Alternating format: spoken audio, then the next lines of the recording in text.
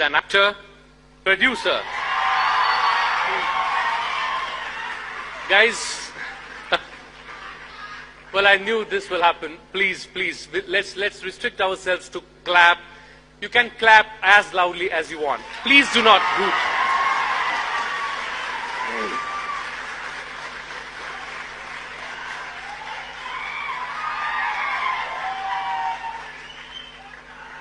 An actor, producer, director, screenwriter, writer of Telugu cinemas, and founder of JanaSenani Party and Common Man Protection Force. Probably a person whom many of us follow everywhere, not just on social media. But guys, please. Well, I thank God that you don't have mics on both sides. But it is my honor and privilege to share with you that we all must be wondering that we all follow these celebrities, but these celebrities follow whom? And it is really important to share with you, and this special request has reached me from the person or from the organization he is a fan. And it is my honor and privilege to share with you that Konidala Pawan Kalyan ji has donated, guys, let me complete, has donated 1 crore rupees to Kendriya Sainik Board.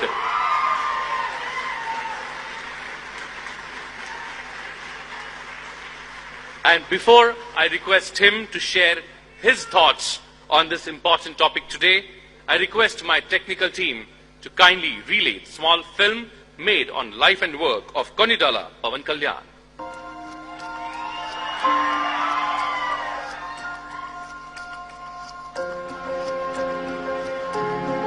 Having been born and raised in a lower middle class family, he devoted most of his adolescence to critically explore various political ideologies affecting the standard of living. Though a film actor by profession, his conscience was in a constant battle with the prevailing social inequalities. He perceived that a mere portrayal of social issues in movies was not contributing much for a social change. Consequently, he started Common Man Protection Force, an NGO, in 2007. He was also aware of the dire need for a change in political landscape, thus established JanaSenani Party in 2014. His step of establishing a party landed him in a pool of challenges, thanks to his decision to not chase immoral victories, but to serve selflessly. He had a choice to make, to turn a blind eye or make an attempt to bring a change that he desired. He knew the journey would be on a rough terrain with countless hardships and humiliations, posing a challenge to his ideals. Yet, he chose to walk.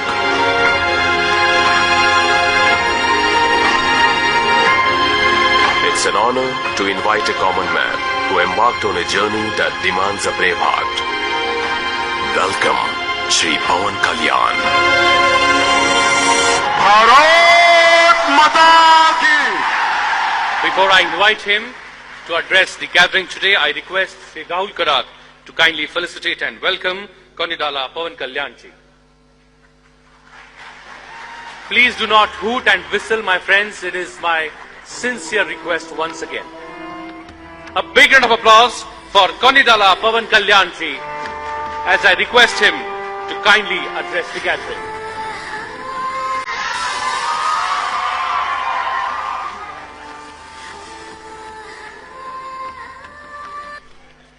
Please, it's my sincere request.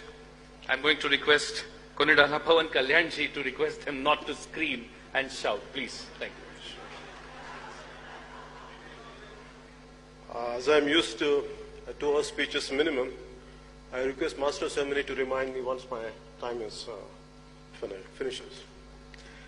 For me, as you all came from different parts of India, and who I am, and ambitious, want to serve the nation, I would like to share my experiences as the way how I established the party, and I think my experiences might give you a different kind of insights. So that might help you for your future and to contemplate, and if any mistakes I have done or anything which I have done good, maybe that would be something which you can understand about your own journey by looking at by understanding my own experiences.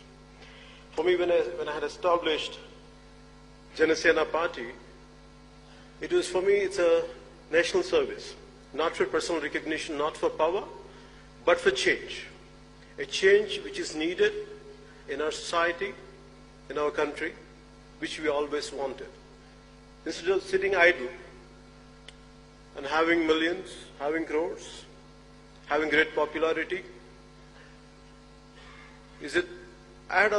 really contemplated, would I end up like most of the people, or will I contribute some, at least a part of my life to the nation, to build for nation service?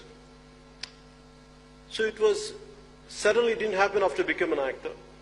Though I came from small beginnings, I came from a lower middle class family. My pain was always about the society which I used to watch around. The pain, the kind of sufferings people used to go through. Nothing happened to me at a personal level. I never had a shortage of food, reasonably good schooling. But my pain was towards society. When I started gaining knowledge about the society around me, I started reading, maybe looking at all our freedom fighters, reading their biographies. Somewhere I felt the immense urge and intense urge, like to do something for the nation, to do something for some kind of contribution for the nation. This started at the age of 14. So like you, when I started getting into my teens, I was looking forward some kind of ideology which I would like to embrace. As Digvijayji said, look before you leap. So what kind of ideology would you lean into? What exactly should I embrace? So I was understanding Marxism, I was understanding socialism, I was trying to understand capitalism. Especially when you're a kid growing up in the 80s, when you're a teenager in the 80s, there was quite a turbulent political atmosphere within India and around the world. Right from Punjab terrorism, Khalistan terrorism to LTT, and across the globe, there is still unified, Germany was divided, and apartheid was there in South Africa. So all these different political climates around, at a global level, the national level, really drove me crazy. At one part, you look at the freedom fighters who had selflessly sacrificed their lives. And another way, always I was looking forward, the nation would be greater as every day passes by.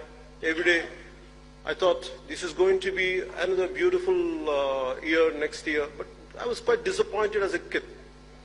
At the way they looked at the corruption, the way I looked at the nepotism. It was quite disappointing for me. Always my desire was a commoner to be something, a commoner to stand for the oppressed. But the society around us, it is only the dynastic rule, and everything really bothered me. So finally I became an actor. But that social consciousness never left out of me. I was quite keen. I was watching around, observing things around, reading a lot, absorbing a lot. But finally, when our state has been, Andhra Pradesh had been divided the way it got divided, and everything, I was looking at it, how the political leadership and everything, how conveniently it has become. The power politics really disturbed me. So instead of being an armchair thinker, I was thinking loud within myself, contemplated for quite a time. I said, would I sit like everyone else, or would I come forward and do something? I thought, without any expectations, without seeking power. But I want to stand for the voice of the oppressed. I want to be the voice for the neglected. I want to be the voice who are really meek and helpless. That's how I formed JanaSenani party. And there were a lot of people, youngsters. Today, I said, all of you come from different parts of the country, and you're looking forward to become some kind of leaders and leadership, and you want to have an active role in politics. In 2007, when I had started Common Man Protection Force, which is supposed to stand for the oppressed and meek and helpless, I had met a lot of young people, both boys and girls. But what I had noticed in them was, at least most of them, they need change within shortest time possible, like like an instant noodle. And 2007, I looked at the youth there, then the way they wanted everything immediate, they don't have the patience. Then that's what I thought, okay, let me walk the talk. So then from there onwards, I went on continuing. In 2014, I started the party. And I had lost my first election in 2019. Even I myself lost in both the places which I had contested. But that didn't stop me continuing my political journey. Because when I had started, so what must have made me to be here? What must have made me to continue it is not for personal recognition. There is no ego in defeat. If you really love this nation, if you really care for our motherland, if you really care for the meek and helpless, nothing deters you. A defeat of any kind of defeat, nothing, it does not deter you. And my commitment for my nation came from our predecessors, our freedom fighters, looking at the sacrifice of Bhagat Singh at the age of 23. At the age of 23, some people around in this period, at this times, maybe they're going for hotel and pubs and partying. But at the age of 23, Bhagat Singh, he sacrificed himself to wake up the nation for the generations to come. And that kind of Bhagat Singh is inspiration to me. And so in spite of my failure as a political party to get into the Sansad, but what made me to continue is, we are able to help. Being a party, we just had got one seat, still we are able to help people. Very recently, I would like to share a case with you. Around 4 years back, a 14-year-old girl in Kurnool, in the state of Andhra Pradesh, a student from residential school, one day she bid goodbye to her mom. Normally she would come back by the evening, but that day she didn't turn up. And this happened in 2015. Her mother receives a call from the school authorities, residential school authorities, saying that your daughter is not feeling well. Please, would you like to come and see? Please take her home. By the time she goes there, she's dead. And it was like as if she hung herself. That's what the school authorities says. And later they realized she was raped and she was killed. And justice was not done. And that mother, after I had such a colossal defeat in 2019, these elections, I was sitting in my office, I was handling my own failure, and this mother of that kid, that girl, with her husband, and when my youngest daughter, she comes and meets me. She shares her experience. It's like, Anna, this is what happened to my daughter. And everything is there, right from the certificates of she has been raped and everything, whatever has to be, the perpetrators has to be punished, but nothing had been done. And because they're powerful, the case is not moving forward. If it is in cinema, it is like, it's quite a dramatic scene. You go, do justice in 2-3 minutes and come out. And you get money for that. But in real life, I felt so helpless, so painful to look at a wailing mother who lost her daughter. It was churning for me, like, my stomach was churning, looking at her pain and agony. And I said, and people whom we have to fight against, they're very powerful people. Who has a lot of muscle, who has tons of money. Even for me, to fight against them was not an easy task. I told her, okay, I'll look into it. I don't know how to take it forward. Then I went ahead, slowly in 2-3 months, we gathered certain, we gained some strength, we started addressing, and now finally a week back, we did a huge protest rally in our hometown called Kurnool, and we got the state government to make sure the case will be taken by CBI, and where the state government, for all these years, they had the previous regime neglected and the current regime neglected for a while. Now it cannot be. They could not do it anymore. You know why? It's because if we are committed, if I would have needed a seat, if I would have wanted to be a Rajya Sabha member, if I wanted to be a parliamentarian, if I wanted to be an assembly, things would have been different. But my purpose here is to stand for the people who are oppressed and helpless. And as long as I'm committed to it, I'm fine even if I lose multiple times. But I will stand for this nation, I'll stand for the weak and needy. So, as you all are maybe looking forward to gain something, paying 1,000 rupees to be here in this kind of seminar for 4 days, truly I have to appreciate you and truly applaud you for your commitment and for coming all the way from different parts of India. And I appreciate Rahulji to initiate all this in School of MIT of especially for such an eminent institution to take forward this kind of seminars, which would really help people. It's not just people who are within this auditorium, pan-India, who are looking at this seminar, they really get inspired and influenced. And I truly appreciate you for your patience. And the only thing I would like to share with only just few more things. I want you to understand, no matter what, don't come with a short-term plan. If you really want to be the change agents in politics, at least try to give at least a decade to 2 decades. I have committed myself at least 2.5 decades in 2014 that I would commit for my nation, I would commit for my motherland, that I will, whatever I'm capable of doing, I'll do it, irrespective of whatever that I'll gain or lose. I'm going to give 25 years of my life for the nation which gave me birth. So don't expect immediate changes. Don't expect immediate transformation will happen, because your time is very valuable. So I want you to be practical. I want you to be really pragmatic. So I want you to have loads of time, loads of patience. Don't try to be mere armchair thinking. So everyone talking about social media. Anything is nothing, there is no, the problem with any medium or any kind of paper is not about how you do it, how are you going to use it. There are people on Twitter or on other social accounts who will do a very constructive job. There are another part of individuals who will be very destructive. It depends on which side you are on.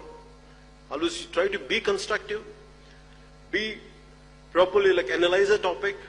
Don't try to abuse people. Be practical. And regarding the time, I want you to understand, give enough time for yourself. Don't try to be, by the time you're almost been early 20s, at least, you have to give yourself at least 10 to 15 years to see a little change, a glimmer of hope. Just a little light to be seen on the other edge. Give yourself at least 10 to 15 years time. Don't expect immediate results. It is not an instant noodle to see results.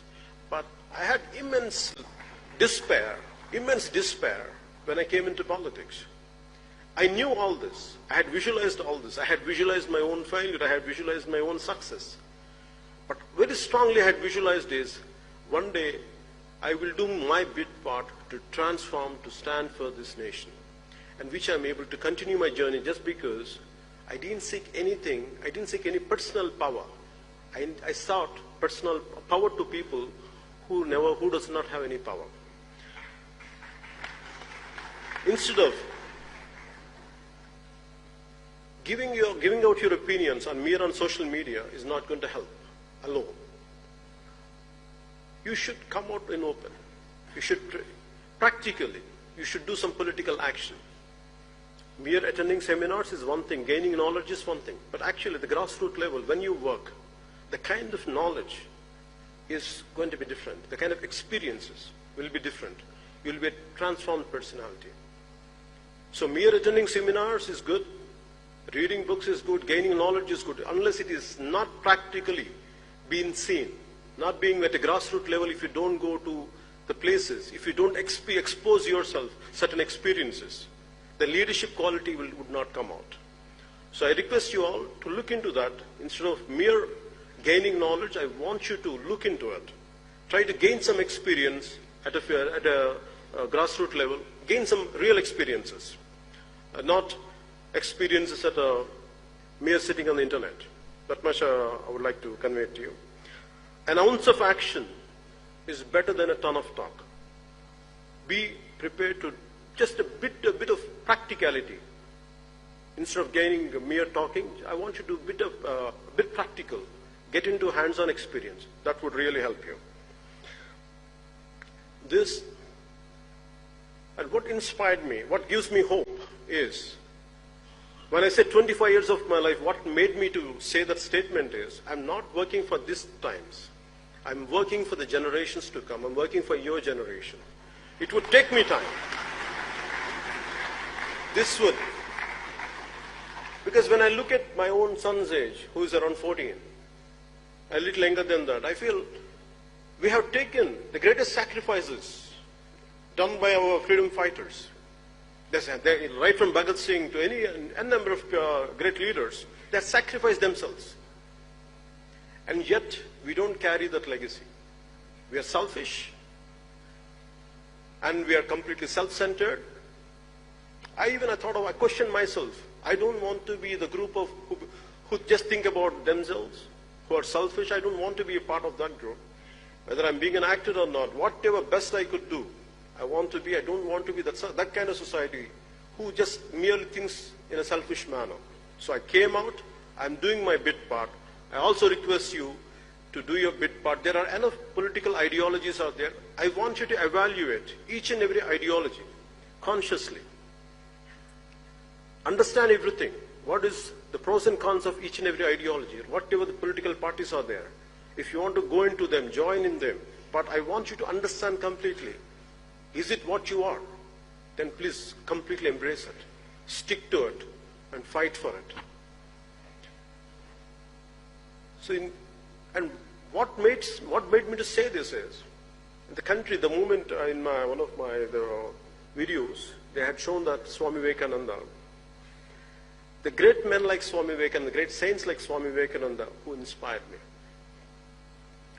And Martin Luther King Jr., who came to India, when he came to India, when he was in Bombay, when he looked at the riches of Bombay and the extreme poverty of Bombay side by side, and he was saying, only in a country like India, if the same situation had been prevailing in any other country, it would have led to bloody revolution. But only in India, how come nothing is happening? Why people are still able to smile? That is the greatness of our nation. That is the greatness of our nation. This is a land of Swami Vivekananda, land of Subramanya Bharati, land of Narayan Guru. Eminent great saints, eminent personalities. Because who had selflessly sacrificed for this nation. Because of them, because of their spirit, this country will never get disturbed. No matter how many selfish elements are there. What kind of uncouth people are out there. But because of the kind of spirit we have, and it's nothing going to disturb, that spirit, you're going to carry it forward. And whatever bit you can do for this nation, and that is going to be the hope. I have a great hope in this generation. I have an extreme hope in this generation. Paying 1,000 rupees to be all the way from here, all the way to Delhi, to listen to this kind of talks from different individuals, eminent individuals, that shows this country is going towards greatness. And I truly appreciate you for being here. I truly congratulate you for being here. And I would like to end with this small words of poetry in Telugu. This is written by Mr. Seshendra Sharma, who was a recipient of Sahitya Academy Award. This Na Desam Na Prajal, my country and my men. This was shortlisted for Nobel Prize, though it was not selected. If you ever feel, as you want to get into politics, as you want to be leaders, leadership is all about solitude, solitariness. You'll be completely isolated. Not even a friend will stand by you. Not even a friend will understand you, what you're going through. At these times, what you need is, you have to keep on get hooked to certain inspirational lines. So try to read a lot of poetry. Try to read a lot of biographies. So for me, when I go through a complete loneliness, a depression, yet certain times I go through. So I only think of one thing. When I feel extremely depressed, when the truth is not going to win, that's what the real circumstances are. So at that time, I read these 4 lines. Samudram, ఒకటి కాళ్ళ దగ్గర కూర్చొని మరగదు. తుఫాను గొంతు చిత్తం మరడం మెరగదు. పర్వతం ఎవడికి వంగి సలాం చేయదు. నేను పిడికిడి మట్టే కావచ్చు కానీ గొంతెత్తితే ఒక దేశపు జెండాకున్నంత పొగరుంది. So a loose translation of this is, you have to forgive me for my English translation, though I'm not a poet, though I'm not good in English. But I prefer to, it's a loose translation of what I said right now. A deep ocean will never bark at one's feet. A twisting tornado's voice will never say, "Yes, master." A mighty mountain will never bend and bow. Maybe I'm a handful of dust, but if I raise my voice, it will reflect the pride of our national flag.